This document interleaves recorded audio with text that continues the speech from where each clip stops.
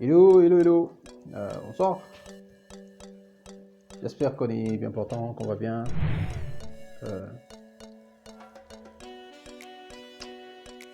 Je vais commencer par raconter une histoire. Après quoi, on en arrivera là où je voudrais parler ce soir. C'est l'histoire d'un père qui avait un fils. Et voilà, un jour, son fils vient et lui demande, mais papa, pourquoi est-ce que les gens parlent autant? Pourquoi est-ce que les gens disent à tout moment de choses sur des gens qui ne connaissent peut-être pas, connaissent ou ne connaissent peut-être pas? C'est là que son père lui dit, fils, on va sortir là, on va aller faire un tour. Alors le fils est allé, il a fait ce que son père a demandé, il a sorti l'âne, ils ont pris la route, ils sortaient du village, ils ont marché, ils ont atteint le premier village.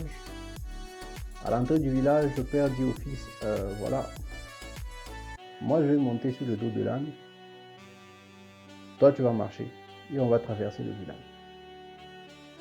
Voilà, ils ont pris le village, ils ont traversé. En passant dans le village, les gens étaient indignés, ils se disaient, mais c'est quel genre de père ça? Quel genre de père? Il n'a pas de cœur ou quoi?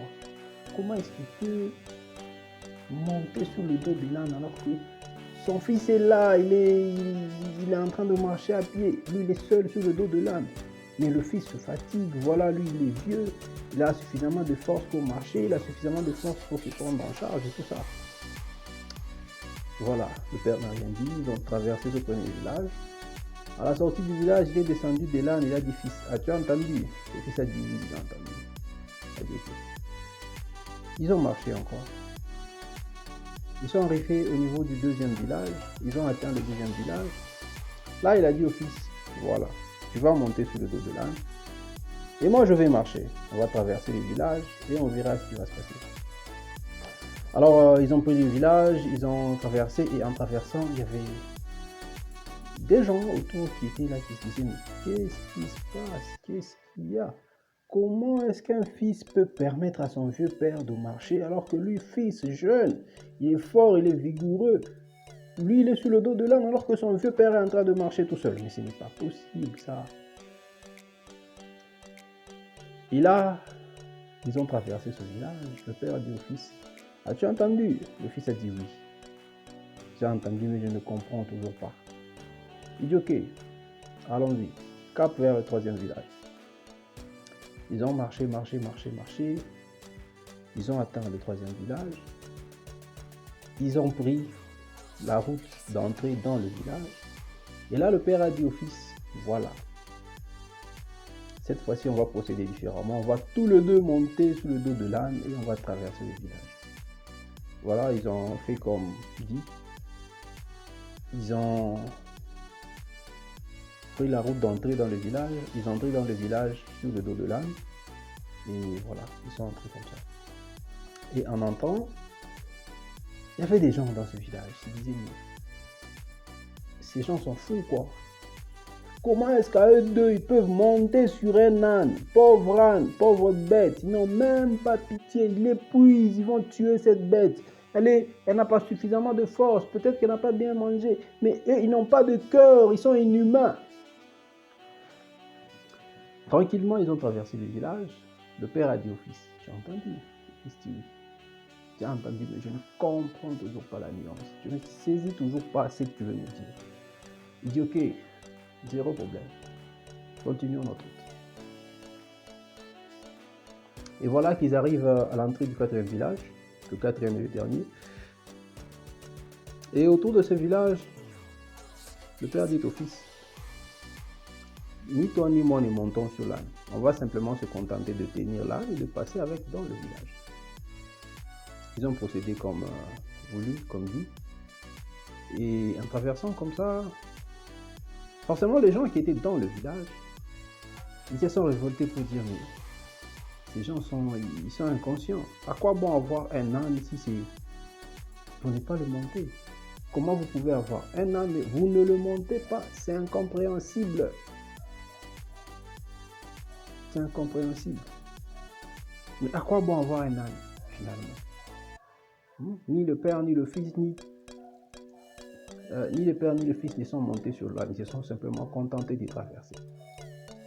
Alors, quand ils ont traversé ce 4e village, ils sont arrivés quelque part. Le Père a dit au Fils, rentrons. Alors, ils ont repris la route de retour vers leur maison. Ils sont rentrés, arrivés à la maison, le Père a dit au Fils, quelle morale comprends-tu? Qu'est-ce que tu comprends de cette histoire? De ce parcours, de cette expérience qu'on vient de mener, toi et moi? Qu'est-ce que tu comprends de là? Le Fils dit, je ne comprends pas grand-chose, à part le fait que les gens parlent. Forcément, ils parlent.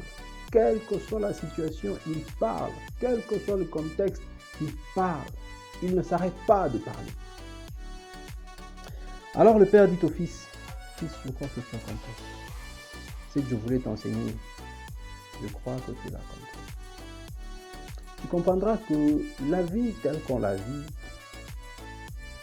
normalement on ne demande rien à personne. On se contente de faire ce qu'on a à faire et puis voilà. Mais tu te rendras compte que toujours il y a des gens qui ont des choses à dire. Toujours.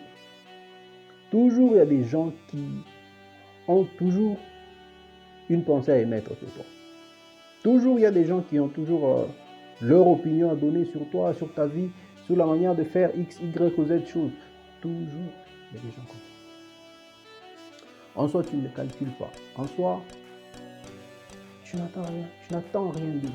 En soi, tu te contentes simplement de vivre ta vie, mais eux, ils ont toujours un petit truc à dire sur toi. Ils ont toujours des trucs à dire sur toi.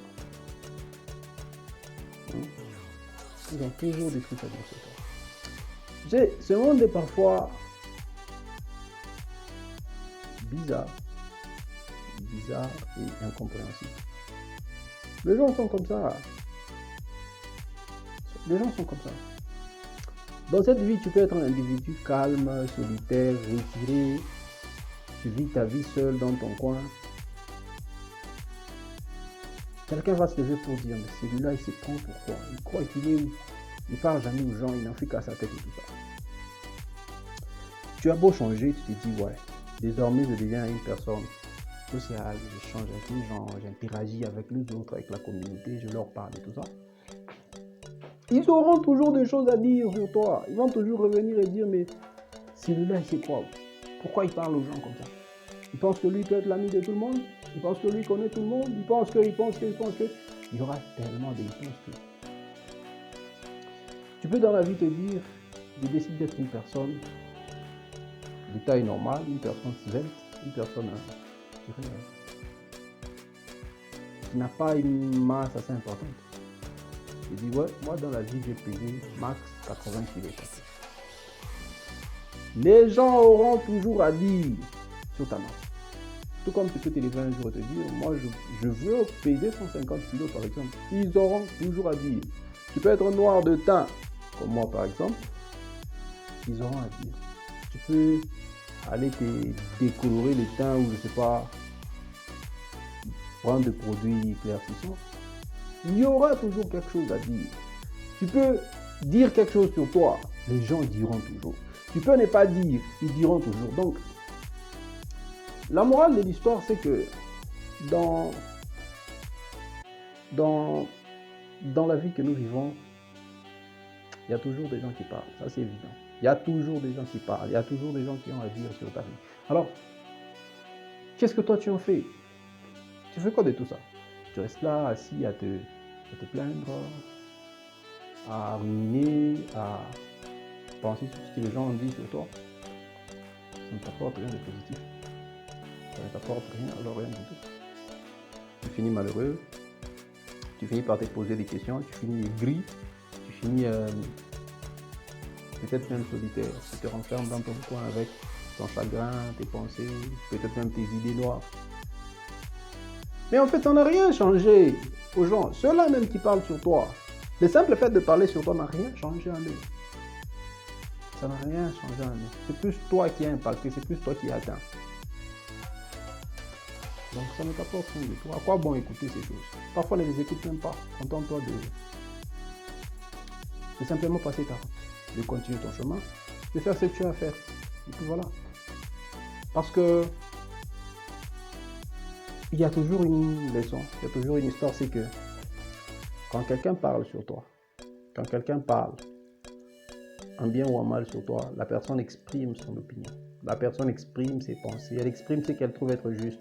Parfois on oublie ça, on pense que quand quelqu'un parle sur toi en mal très souvent, c'est-à-dire qu'il a un problème avec toi, c'est-à-dire qu'il te reproche quelque chose, c'est-à-dire que ce n'est pas ça.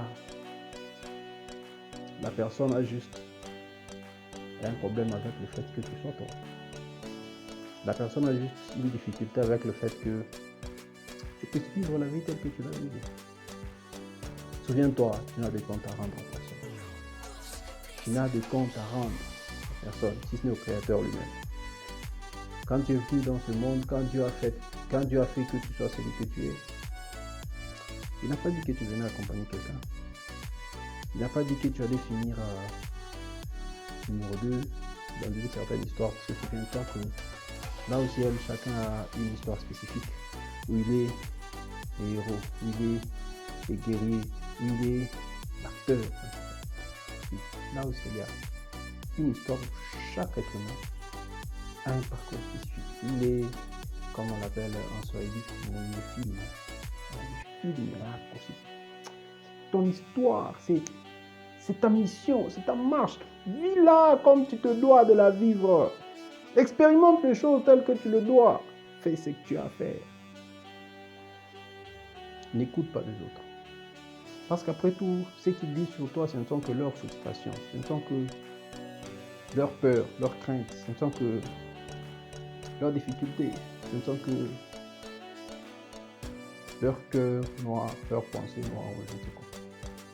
Toi, ça n'a rien à te faire. Ça ne peut pas t'atteindre. Normalement, ça n'est pas censé t'atteindre. Parce que les gens disent ce qu'ils veulent dire. Parce que ça les rassure eux. Ça leur permet à eux de bien se sentir dans leur peau. Ça leur permet à eux de sortir d'une certaine émotion négative. Pourquoi ça devrait te tenir toi? Pourquoi ça devrait te toucher toi? Pourquoi ça devrait d'une manière ou d'une autre t'atteindre? Parfois nous-mêmes nous disons des choses sur les autres. Ça nous arrive de dire d'une manière ou d'une autre, peut-être de manière involontaire, de manière insoupçonnée, de manière inattendue.